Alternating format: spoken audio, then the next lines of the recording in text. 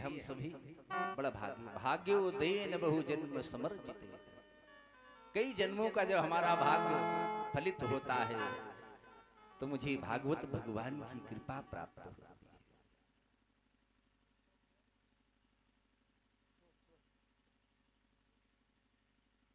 भारत की भूमि पर एक बड़ा सुंदर पावन धाम है जहां पर प्रयागराज जी उपस्थित नहीं है, अपितु अन्य तीर्थ वहां पर विराजमान। नैमिषारण्य धाम 18 पुराणों की कथा का जब आप पठन करेंगे या श्रवण मनन करेंगे तो देखेंगे पहला प्रसंग नैमिष का ही होगा। क्योंकि ब्रह्मा जी के मानस पुत्र सनक सनंदन सनातन सनत कुमार इनको श्राप मिला, जाओ 5 वर्षीय आयु का तुम्हारा जीवन रहे, क्योंकि उन्होंने सृष्टि को बनाने में सहयोग नहीं किया। कहा मैं ऊर्ध्वरेता ब्रह्मचारी रहूंगा। वो वहां से नैमिष की पावन धरा पर आ गए और साथ में अनेकानेक 88,000 ऋषियों को साथ में लिया। अनेकानेक प्रकार से संसार के जीवों का कल्याण करने वाली अमृतमयी कथाओं का रसास्वादन करने लगे। एक तो भागवत महापुराण की कथा नैमिष विधान में हो रही है।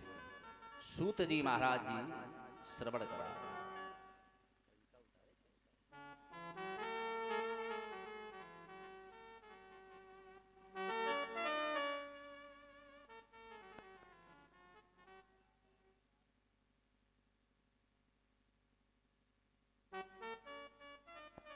बोलिया आनंद कंद भगवान की।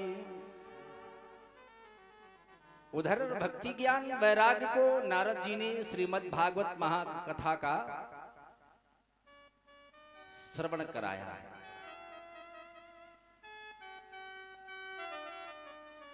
7 दिन में मृत्यु का श्राप पाकर उत्तरानंदन परीक्षित को अनशन व्रत के मध्य में व्यास नंदन सुखदेव जी कथा सुना रहे हैं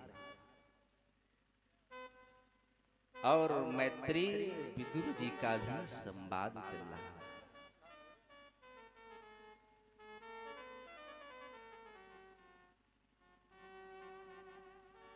परमादरणीय व्यास जी ने आपको मनु महाराज जी के संतानों का वर्णन सुनाया होगा।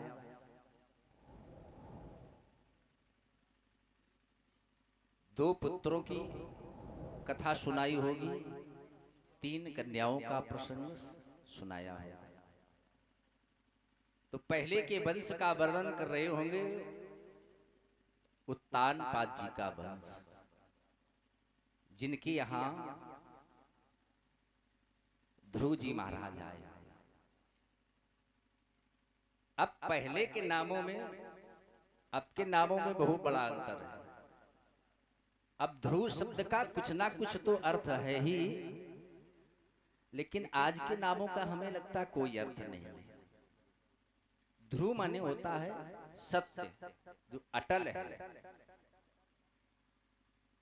लेकिन आजकल के नामों को तो सुनकर लगता है पता नहीं क्या है। टीटू, पिंटू, सिंटू, सीलू, पीलू, पता नहीं क्या क्या नाम हुआ करते हैं।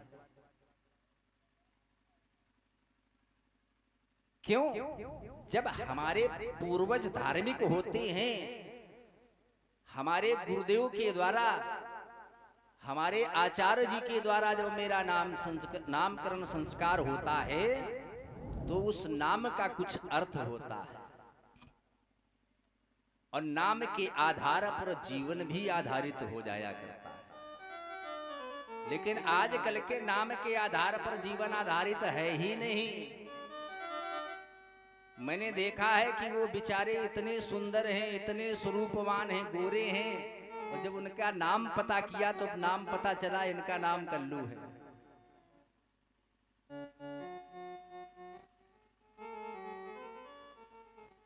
एक भैया थे, उनका नाम था भोपू। अब बालापन में भोपू पर नाम का कोई प्रभाव नहीं पड़ा, जबकि मैत्रेय जीवन जीते रहे। उसका असर तब मालूम पड़ा जब भोपू भैया का विवाह हो गया।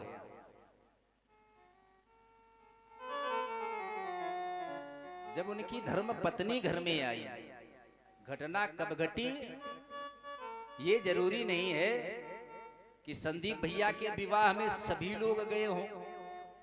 किसी ना किसी के पास अकस्मात कोई ना कोई कार्य आ ही गया होगा, तो नहीं जा पाए होंगे। तो जब बारात घर वापस आई होगी बहू को लेकर, तब मिलने आए होंगे। बाद में बहुत लोग मिलने आते हैं। तो भूपू के कुछ सखा ऐसे थे, मित्र ऐसे थे जो बारात नहीं जा सके थे। वो आज बाद में मिलने के लिए आए, द्वार पर पहुंचे। द्वार पर उन्होंने दरवाजा खटखटाया, आवाज दी, भोपू भैया हैं?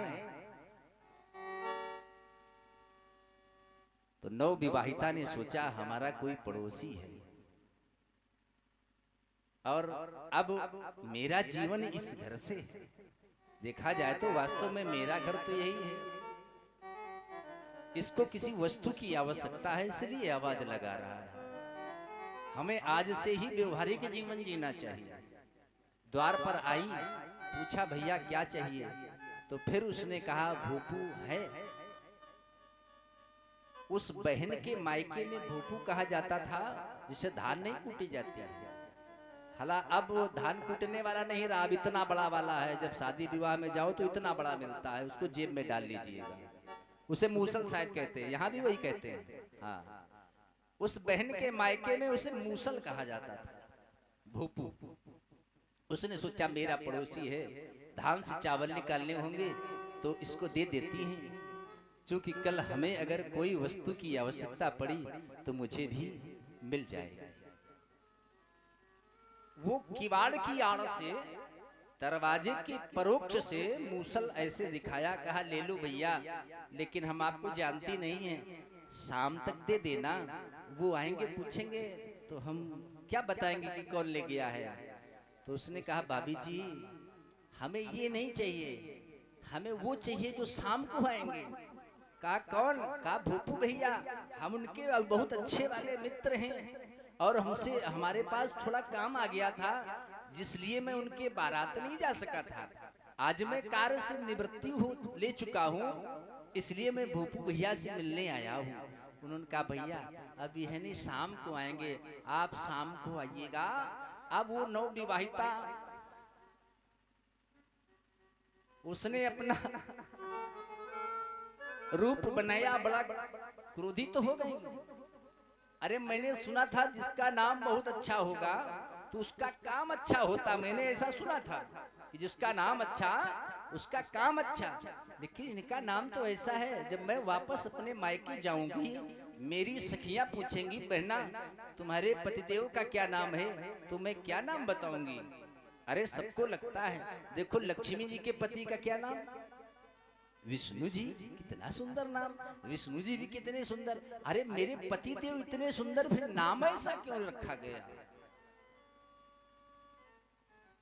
उन्होंने बाल बिखेरे। भोपू भैया मल्लावा से बाजार करके अपने घर पहुंचे, देखा कि जब मैं गया था तो ये सुनैनी थी, आज ये इसके बंदर जैसे नेत्र मुझे दिखाई दे रहे हैं। मृग नैनी के अगर मरकट लोचन हो जाएं तो कोई न कोई घटना का तो विषय बनता ही है। पूछा, नहीं बताया, फिर प्यार से पूछा, बहुत बार पूछने पर बताया। उसने पूछा महाराज जी ये बताइए आपका नाम क्या है? तो उन्होंने कहा मेरा नाम तो, आपको नाम से क्या लेना देना है, हम आपके लिए ठीक हैं। तो पत्नी ने कहा नहीं महाराज, आप कैसे मेरे पति हैं कि आप मुझसे अपना नाम छुपा रहे हैं? हमें लगता है आप मुझसे स्नेह कम करते हैं, आप अपना नाम तो बता दीजिएगा। उन्होंने कहा नाम तो हमारा भोपू है। कहा आपको शर्म नहीं आती अपना नाम बताने में? अरे कोई अच्छा सा नाम रख लिया होता। कहा जाओ मैं तुमसे नहीं बोलती। भोपू भैया ने सोचा ऐसा ना हो कोई समस्या खड़ी हो जाए, दुआरे आ जाए कांस्टेबल हमारे, आज विवाह होके आया है, कल इनकी वापसी विदाई हो जाए। कहा बताओ हम फिर क्या करें? तो उन्होंने कहा ले लो 2.5 किलो सत्तू, अब पीठ पे रख दूसरा नाम खोज कर आओ। कहा ठीक है, घर ना बिगड़े, घर सुरक्षित बना रहे, तो पति का धर्म बनता है कि कुछ भी करने के लिए चला जाए, बस वो अधर्म ना हो। सत्तू ले लिए, अब पहुंचे। जैसे मुख्य मार्ग पर पहुंचे, मेन रोड पर, वहां पर देखा क्या कि राघवपुर चौराहे से 4 लोग किसी वस्तु को सफेद वस्त्र में लिपेट कर कंधे पर लिए जा रहे हैं। उनसे पूछा रुको भैया रुको, ये क्या है, इसमें क्या है? तो उन्होंने कहा भैया ये हमारे गांव के चाचा जी थे और ये अभी इस संसार सागर को छोड़कर दूसरे धाम में चले गए हैं। कहा भी वापस नहीं आएंगे कभी? कहा अब ये कभी नहीं वापस आएंगे। बोले अब तो हमारा काम बन गया। कहा क्यों?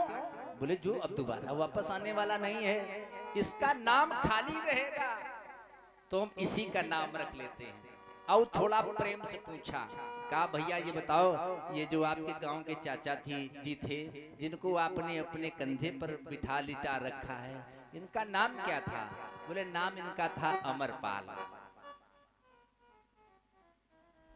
भोपू ने कहा सोचा कि हमारे हम तो समझते थे हम जीवन में हमसे ही गलती हुई है, लेकिन आज मालूम हुआ इनसे भी गलती हो गई है।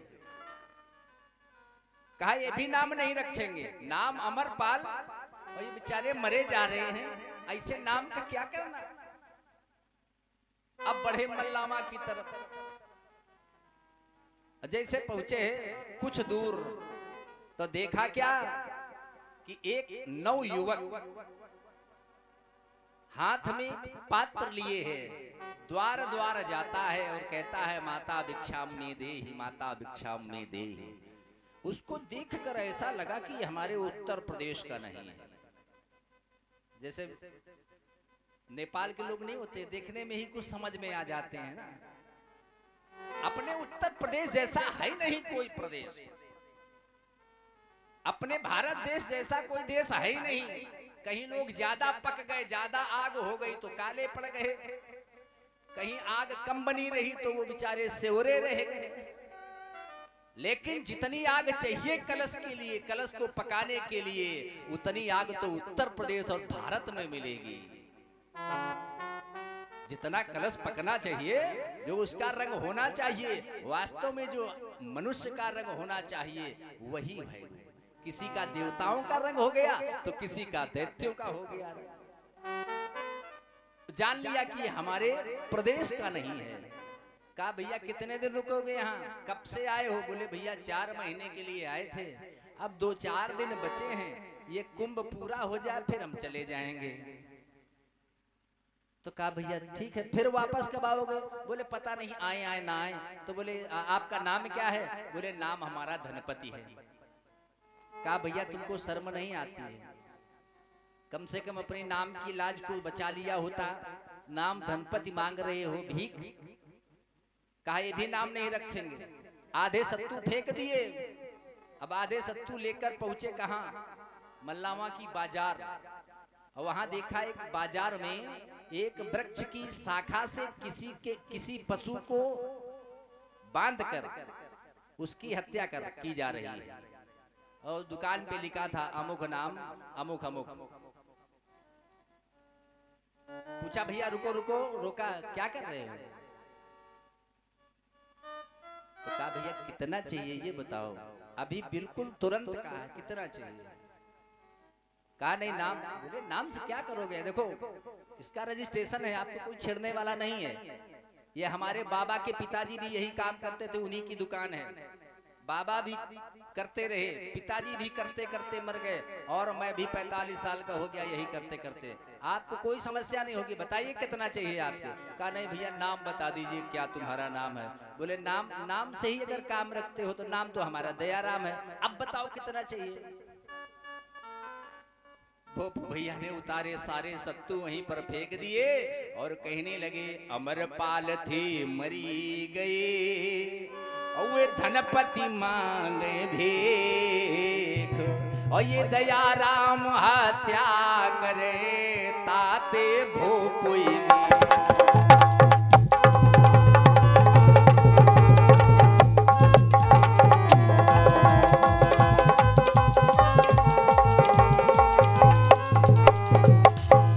इसलिए नाम सब सुंदर होता है। हम लोग कुछ ऐसा होता है जो अपने को देखकर गलत कामों से बचा जाता है। हम आचार लोग सिखा क्यों रखते हैं? चोटी धोती ये सब हमारे लिए क्यों जरूरी है? मस्तक में